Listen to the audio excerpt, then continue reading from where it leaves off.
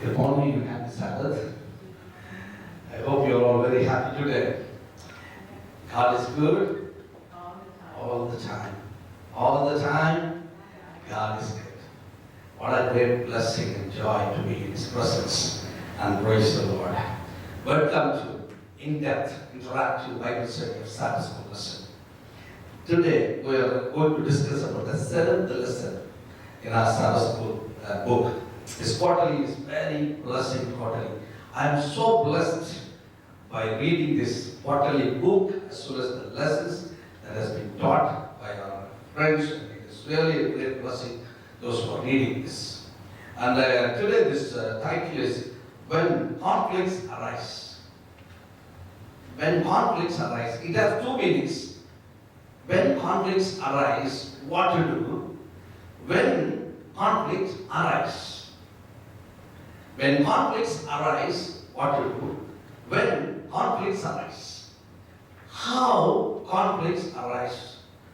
Who arises conflicts?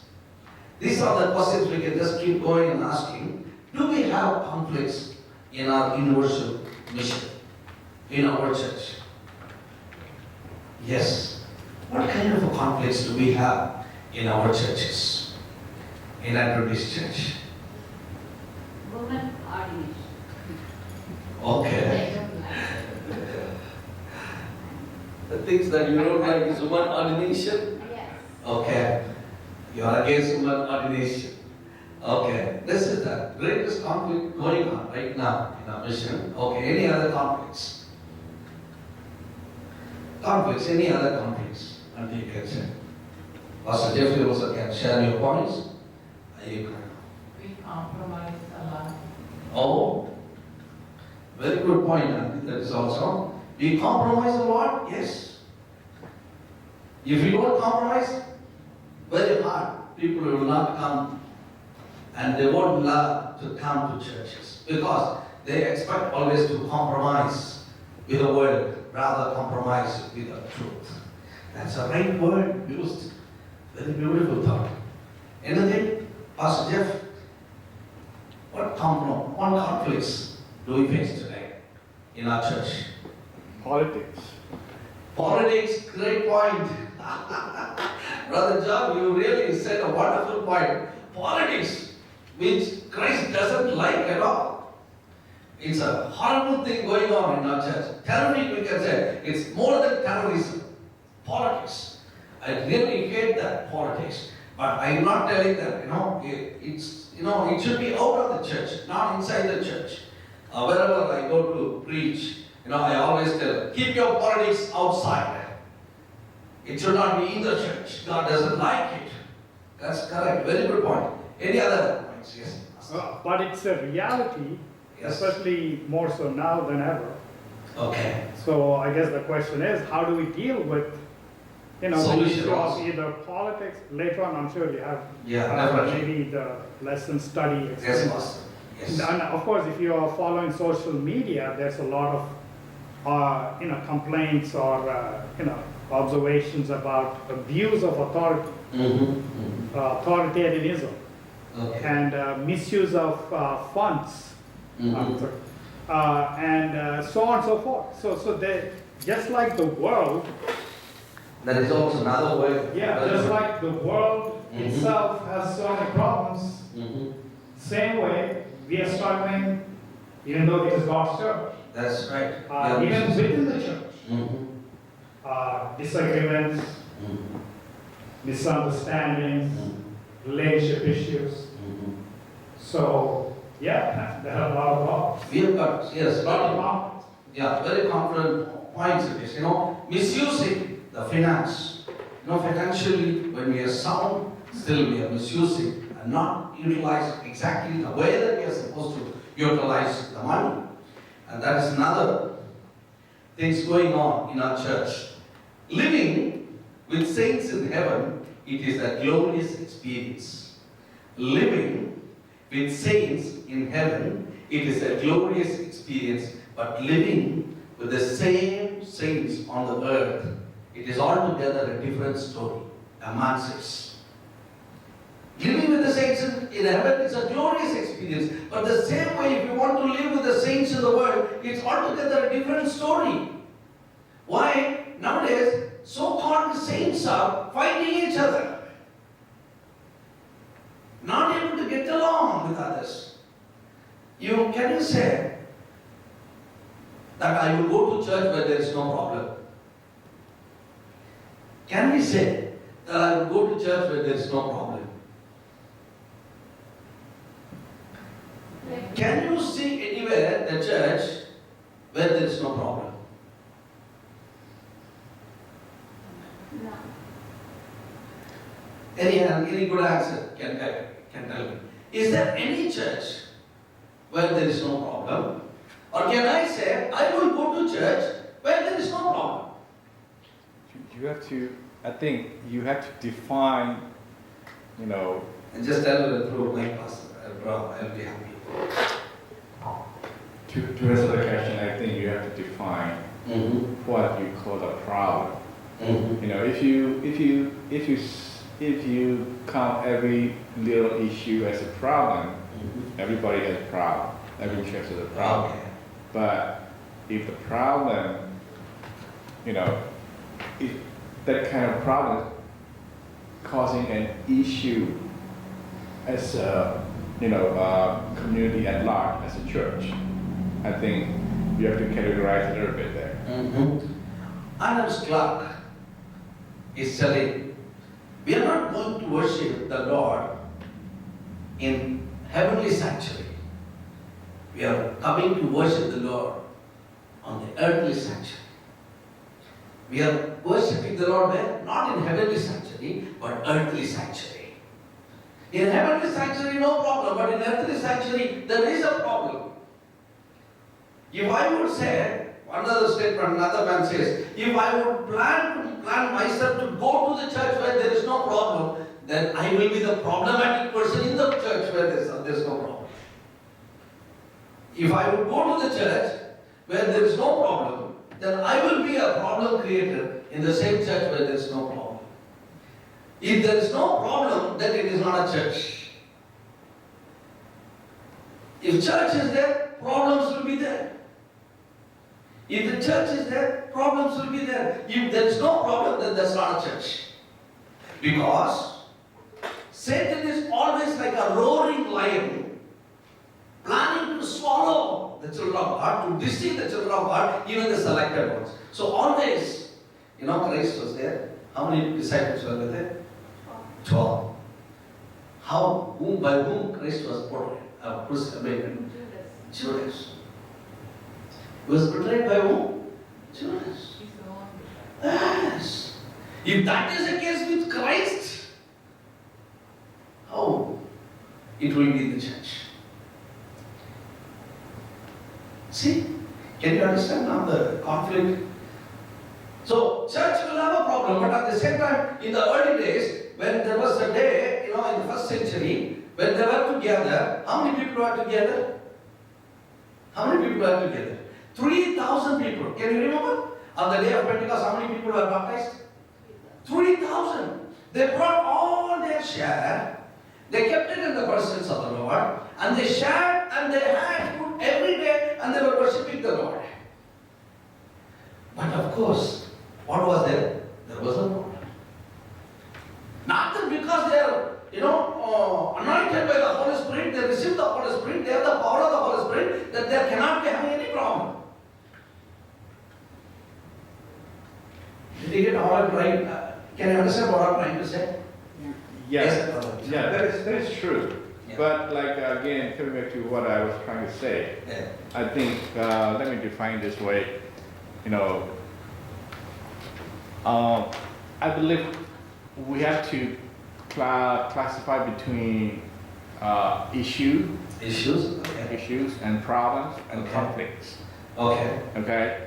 So, as a human being coming together, individuals coming together, we'll have a lot of issues, right? Everybody has issues Yes. at an individual level, and that can climb up to as a group level, at the community level, right? Something like that. So when you say problem, I don't think we should define everything as problem. Mhm. If the church, as far as I'm concerned, if the church can stick together, the congregation, I mean, okay, can stick together without any kind of division, Mhm. Mhm. actual division, Mhm. right? I mean, saying like split the church or that kind of thing. Mhm. I believe, the church really doesn't have problem, but they have issues. Okay. I think that's what the Bible, I think basically God wants us to be there. You have issues, but don't make a problem and don't make it into conflict. Okay. We have to stay together, Mhm. right? Yes, boss. That's Yes, boss. Yeah, that's what it is. And just because the church will have problems and issues, I don't think we should use those concepts as an excuse. Mhm. Correct. Correct. One thing we need to understand here very clearly. One drop of poison is enough to spoil the whole bucket of water. One drop of poison is enough to spoil the whole bucket of water. Same way, this can take even the church to the level of the devastated in the complete worship of the church. It can take to any level to even to destroy the church. The problem when it arises, if you don't know how to find a solution for that, it can even devastate the church, desolate the church, destroy the church. It can make divisions in the church. So, problem should arise, it will arise because we know that the problem will arise, but also we should find out side by side how to solve the problem. We need to find the solution also to solve the problems. And if we don't find the solution, some people will think, okay, let it go as it is. And let there be a problem, no problem, time will come, it will heal. No, it will not happen anymore. Church, when people are coming, they are not coming with one mind usually, because they are not in here. They will not come with one language. Particularly if we take America, in our church, we got different kinds of people. People from different parts of the world, different parts of the state. We can see that, people, different languages, different color, different creed, everything will be there. This is what sometimes, brings issues. Because with people coming with different understanding. You understand? Now, we can see that in the church. That is what ethnic prejudice is. We see that. People come. What happened in the early church? What problem arises in the early church? What problem arises in the early church? Yes. Jews and Gentiles? False information. Being distributed food to the widows in the church. What happened? They were just being distributed, they distributed food to the Greeks and Jewish widows were there, and they were not treating Greeks widows how they were treating Jewish widows. That's the problem arised. There was a partiality. Partiality was there. They were finding difference. If that would be in our church, what we would do? It is still there in our church. What is the solution? See, in those days, they just had a solution also. And they had a solution, therefore, they were able to take care of the church, they were able to run the church, they were able to bring so many people to the God's kingdom. Nowadays, if that same problem arises, what solution we could do? What kind of a solution that you could give? If partiality comes, what will happen? That's why verse is very clear to say. If you read book of Galatians chapter 3 verse 27, it says that, book of Galatians chapter 3 verse 27, for as many of you as were baptized into Christ are put on Christ, there is neither Jew nor Greek, there is neither slave nor free. There is neither male nor female. For you are all one in Christ Jesus. No difference. We are all one in Christ Jesus. We are all one. That's what here is trying to say. And how can we understand that differences? You know, when we come to church, what makes us to understand that we are all one? What makes us to understand that we are all one? Can anyone of you tell me? Can anyone of you tell me? Maybe this verse can, Hmm. and if you belong to Christ, If you belong to Christ, then you are Abraham's descendants very good. and heirs according to promise. Very nice. What does it say? If you belong to whom? Christ. Christ. Then that means what?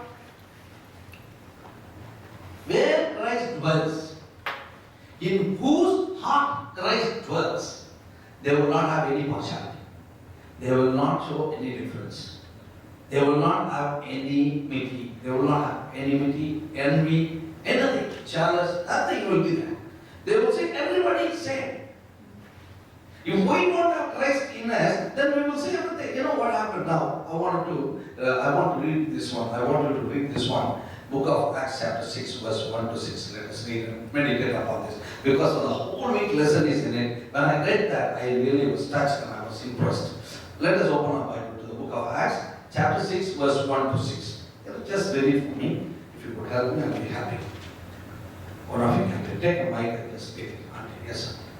But with the believers multiplying rapidly, there were rumblings of discontent. Those who spoke only Greek complained that their widows were being discriminated against, that they were not being given as much food in the daily distribution. What is history now?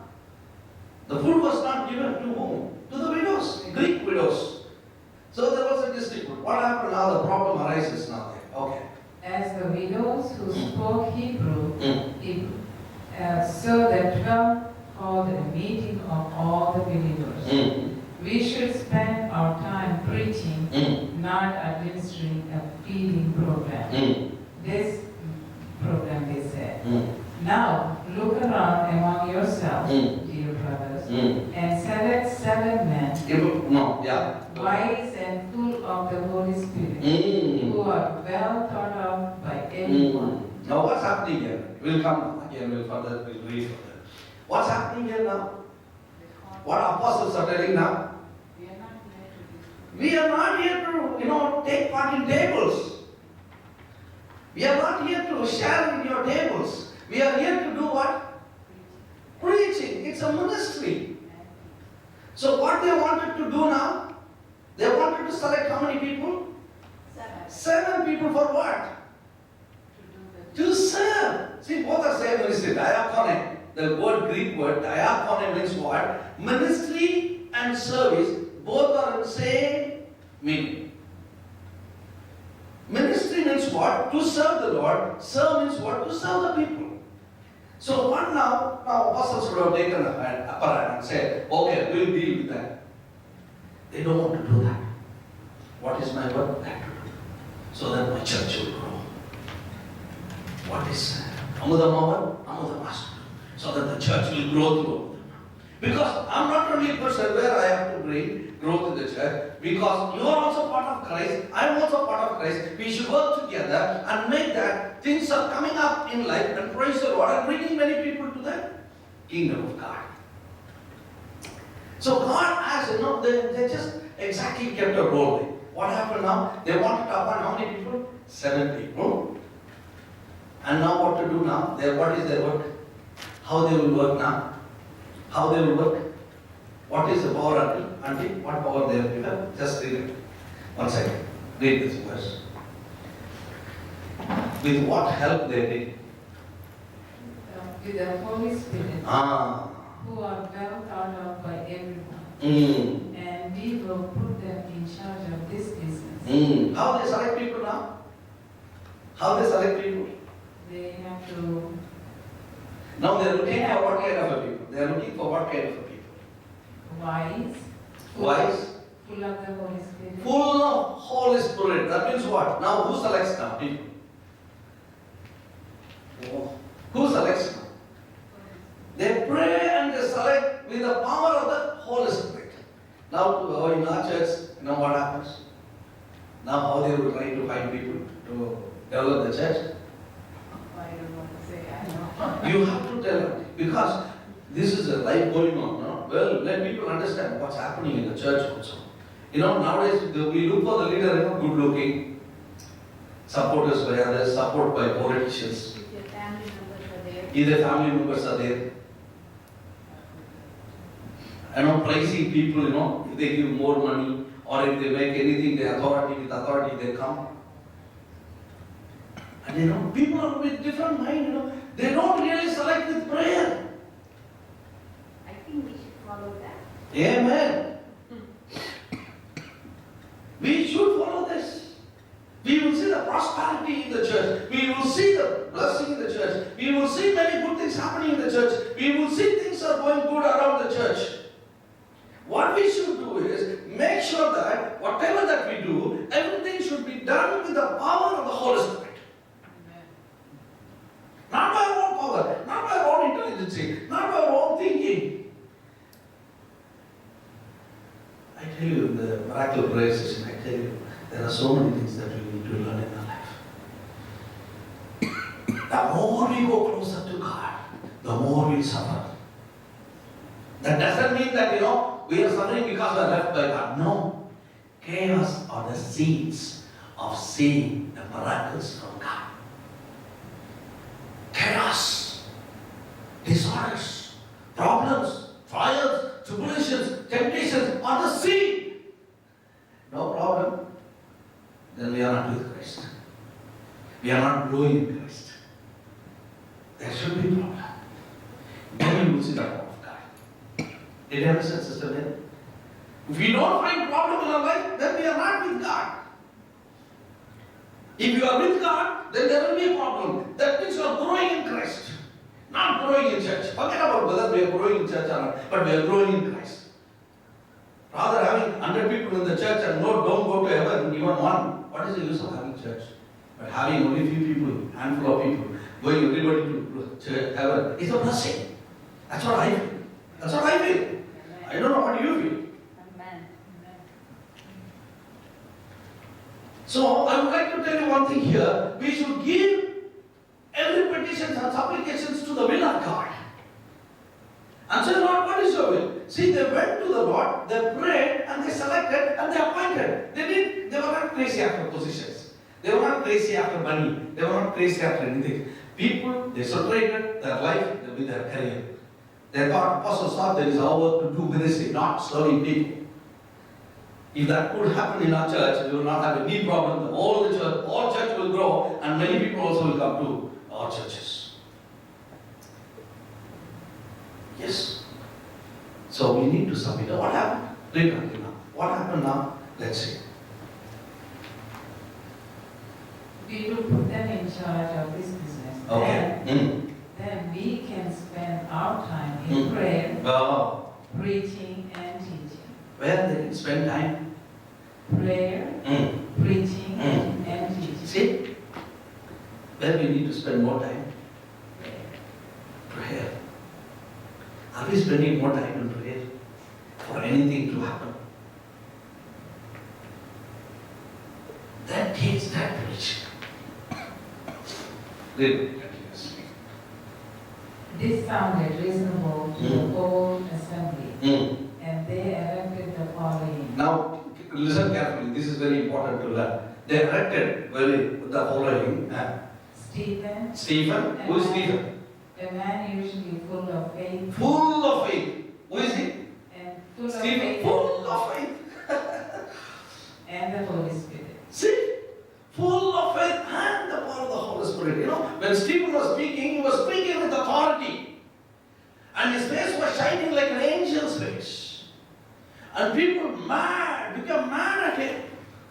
And they wanted to stone him to death. What happened? He was full of faith. You will be stoned to death if you are full of faith. If you are full of faith, what will happen? You will be crucified, brothers and sisters, in beloved, in Christ. You will be crucified. Don't worry. I like Pastor Anand made a statement. Don't be discouraged no matter the income of man. Let us do our work faithfully. I praise God for that. We want things to happen like that. I also never bothered.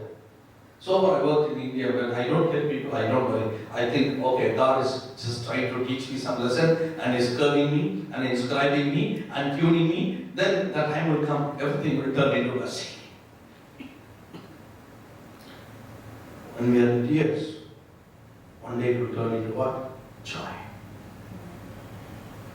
God wants us to be in tears for some time.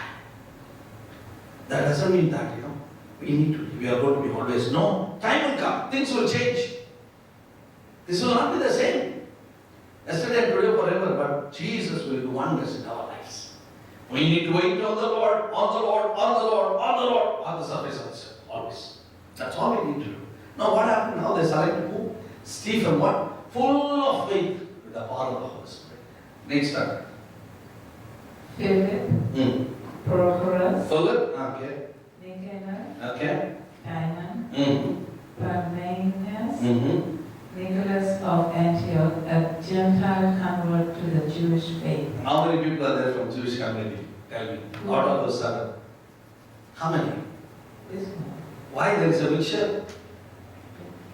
Why there is a mixture of people with different culture? So there won't be partiality. No, they are selected by the Holy Spirit. Huh? They are selected by the Holy Spirit, not by man.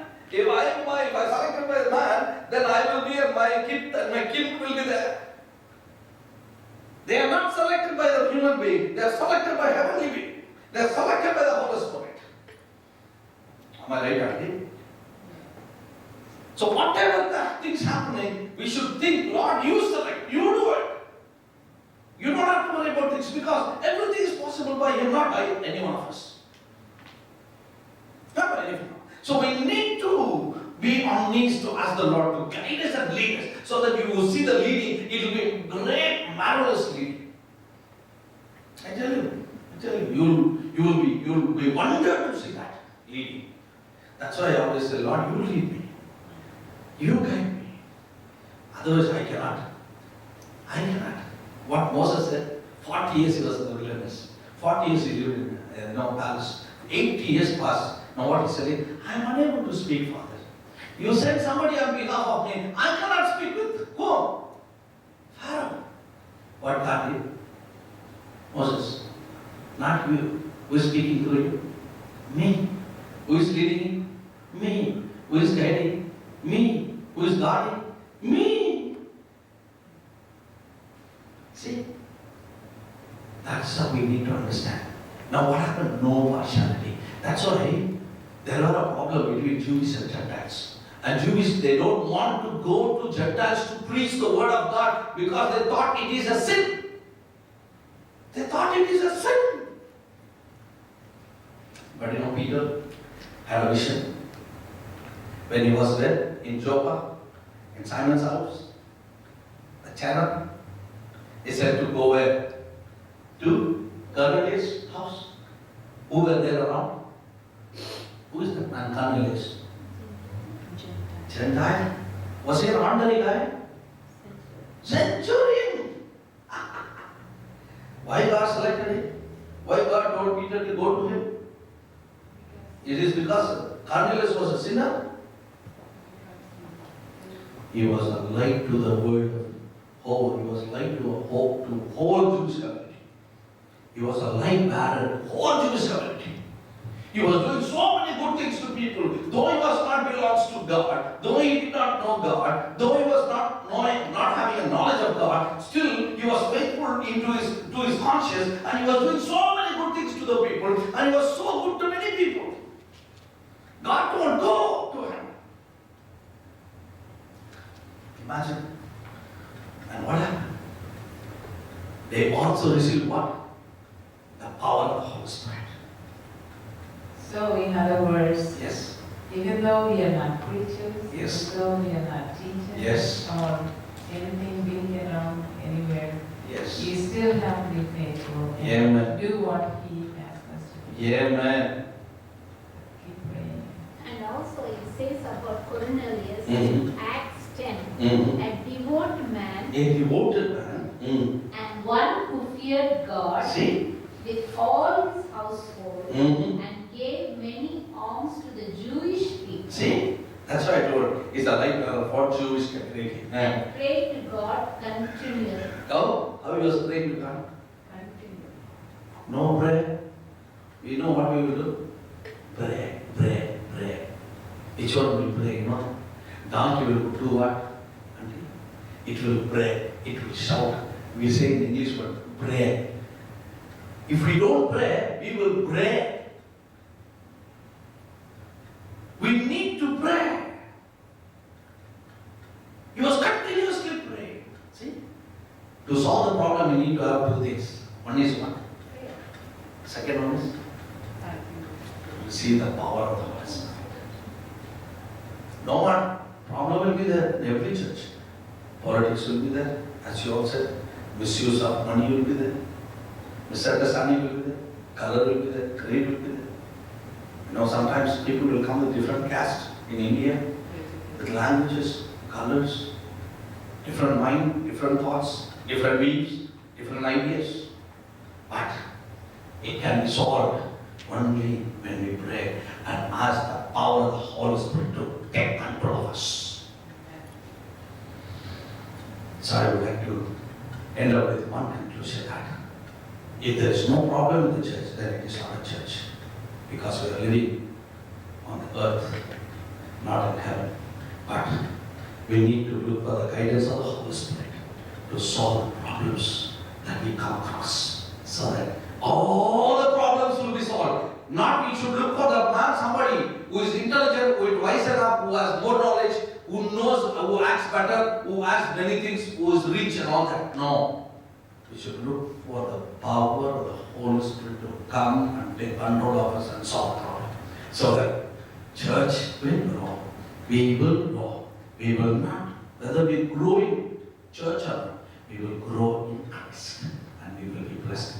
May that be our experience through our Bible. Samson listen. I tell you, we are blessed so much by this quarterly lesson. So whenever you have a time, please keep reading this one. I tell you that God will bless you as you keep reading this. At this time, I request the Sister Mary to come forward and collect the offering. Sister Mary, please come forward.